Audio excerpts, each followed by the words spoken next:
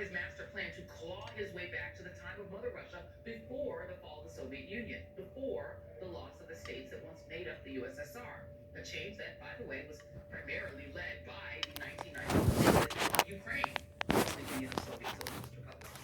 Almost immediately, the White House announced that Biden signed an executive order prohibiting new investment, trade, and financing by U.S. persons to, from, or in the so-called DNR and LNR regions. Germany and the UK announced that they would follow suit.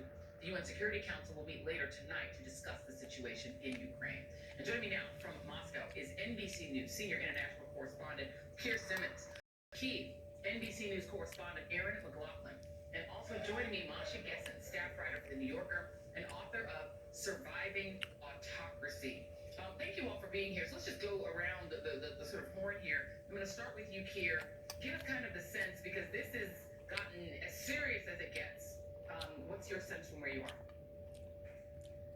Yeah, it's pretty serious, Joy. I mean, the Interfax news agency, that Russian news agency, now reporting that two large military columns are in Donetsk, that separatist region in eastern Ukraine, with armored vehicles. The reports that Russia is already sending peacekeepers, in inverted commas, into that area of eastern Ukraine. So you could call that an invasion. I mean, it's open Russian military forces going into eastern Ukraine. Today, President Putin recognized those separatist regions of eastern Ukraine, but with his military there now, and even with the treaties he signed, Joy, including agreements for the Russians to build military bases in eastern Ukraine, well, you could call that too an annexation. It rips up the Minsk agreement, that peace deal that they reached back in 2014. That deal has been very difficult to implement on both sides, but that's done for, that's over. And I think one of the things you can really say about that performance by President Putin I get it in a minute. on television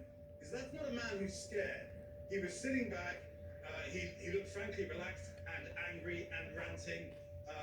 He didn't have notes. As you say, he spoke for a minute. He didn't. It was already spicy. For sanctions, and now the real Okay. question is, what will the sanctions be? Because here's another point.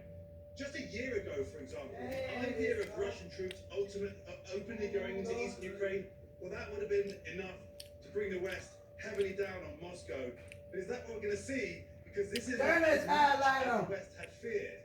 What will happen next is another question. But again, President Putin, his inner core, if you like, these are people who are already sanctioned, can't leave Russia, and they are not acting like they are frightened by anything that's been threatened so far.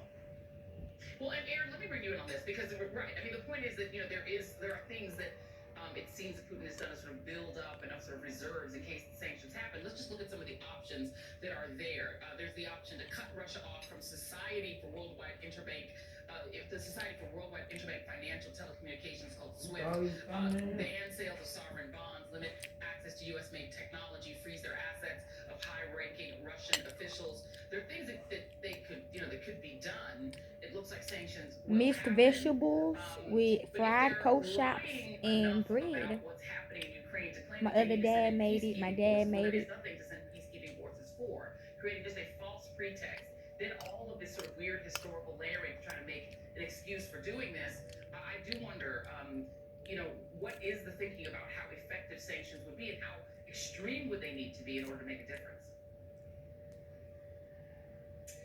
Well, very effective. If you speak to Ukrainian officials, they've been calling for sanctions for some time now. Most recently in Munich, Ukrainian President Volodymyr Zelensky calling on world leaders to issue sanctions, then saying, what are you waiting for if you're so sure that Russia is going to invade? And we're yet to hear from the Ukrainian president following this latest move from the Kremlin. He is expected Just how I to like speak it. tonight. It's 2 a.m. in the middle of the night, and yet any minute now he could address the country in what will arguably be one of the most important speeches of his entire career. One of the big overhanging questions in all of this is, how will the Ukrainian military respond, especially if these Russian peacekeepers move into separatist controlled areas and push past the line of contact. So far, the Ukrainian military have been ordered to exercise restraint, not to provoke the situation, with President Zelensky saying that one cannon fire, one artillery round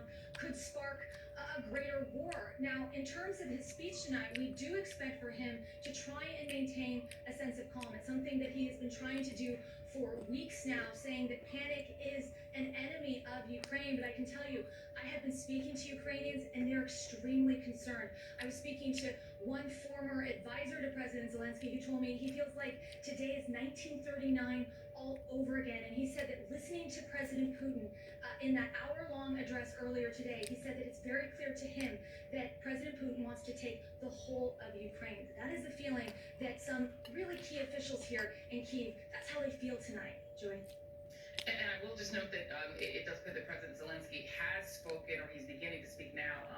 So he's doing that as we speak, and I know that you'll be going back and covering whatever it is he says, but he has essentially said that the incursions already into eastern Ukraine are completely unacceptable. Masha, let me bring you in here, because it felt unhinged. It may not have seemed like a fearful leader of a country that wants to be sort of top dog on the world stage, equal to the United States, but it definitely sounded paranoid. It was a full redress of old grievances and this longing to bring Ukraine back inside of, I guess, a sort of recreated old USSR. It didn't sound hinged, but what do you make of that and the fact that this man does appear to be ignoring the entire world's admonitions to not do this and threats of sanctions, and seems to be doing it anyway?